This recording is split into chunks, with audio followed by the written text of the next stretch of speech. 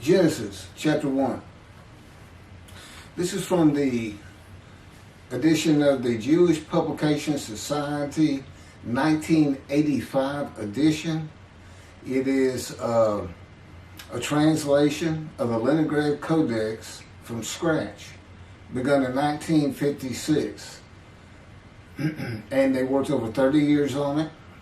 There was input from Orthodox, Conservative, and Reform rabbis, along with professors from universities in linguistics. It's the best rendition you can find out there. It's far better than anything I've seen used by Shabbat, Jews for Judaism, Outreach Judaism, Tobias Singer. I mean, he's got in verse 10 of Isaiah 53 that whatever the Hebrew is means guilt offering. Let's go to Leviticus. Human sacrifice. Human sacrifice. Since he doesn't believe a man is described for the day of the Lord, he's gonna tell you that God sacrificed 6 million Jews in the Holocaust, and that his portion, Hitler received the hide. Well, it's the person making the sacrifice that gets the hide.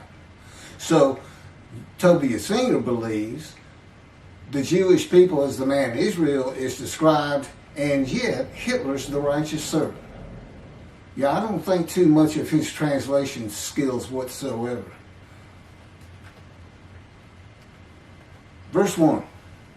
When God began to create heaven and earth, the earth being unformed and void, with darkness over the surface of the deep, and a wind from God, footnoted to be the Spirit of God, sweeping over the water. God said, "Let there be light," and there was light. God saw that the light was good, and God separated the light from the darkness. God called the light day, and the darkness he called night. And there was evening, and there was morning, a first day. God said, "Let there be an expanse in the midst of the water, that it may separate water from water." God made the expanse, and it separated the water which was below the expanse from the water that was above the expanse. And it was so. God called the expanse sky. And there was evening, and there was morning, a second day. When God first began teaching me the Tanakh, he came to me, an atheist for 50 years. He had been with me from birth, just to make sure I lived a life of pain, suffering, familiar with disease, and fit every single verse of Isaiah 53. And of course, with his teachings, I can explain it verse by verse better than any man that's ever lived. And I also show how it is associated, and the very key to understanding it is the book of Ezekiel and Ezekiel himself. In any event, when we were reading Genesis, and it wasn't necessarily the first book I read, when God says,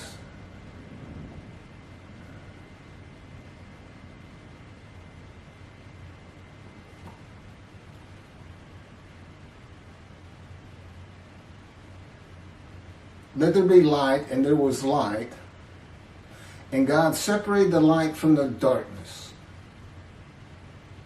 How do you separate light from darkness? See, you can read, there's two things to read in here. The creation of the earth, unformed, it was still forming.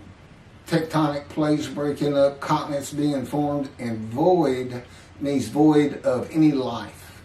There's no life at this point in time. But you can read more into it. This is what he taught me. He said, imagine a box.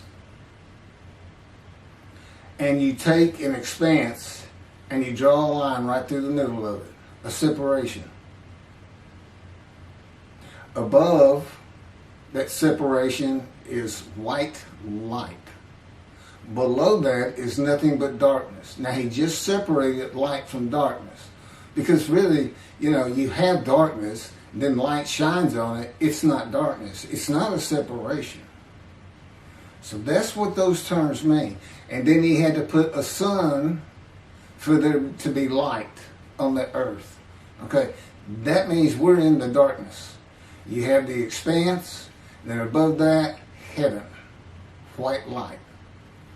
That's how he explained it to me.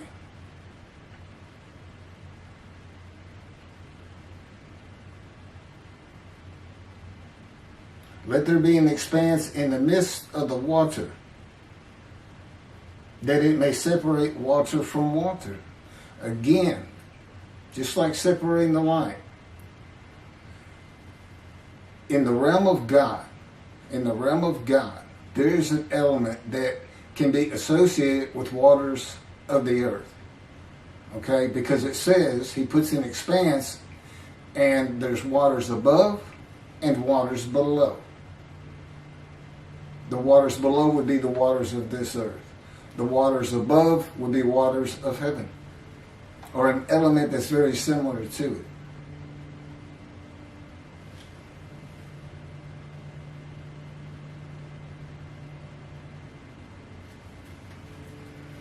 Okay, here's how he told me to think of this as far as creation. Now we know Genesis, creation of the earth, and then it was no longer void with the creation of life. But God is in darkness. Okay, He's gonna make a separation between light and darkness. His realm, I call it the unseen realm of God, existed before this universe. He is responsible, he tells me, for the Big Bang that created our universe. Our universe sits within his universe, the original universe. Two universes in one. One that has materials and substance and worlds and stars and suns, and one that does not. Although it is full of elements we can't understand, including spirit itself. These waters, light. What is the great white light? What is the source? So that's the beginning. And you can read it into the first 10 verses or so, whatever it was I just read. The second paragraph began at verse 6.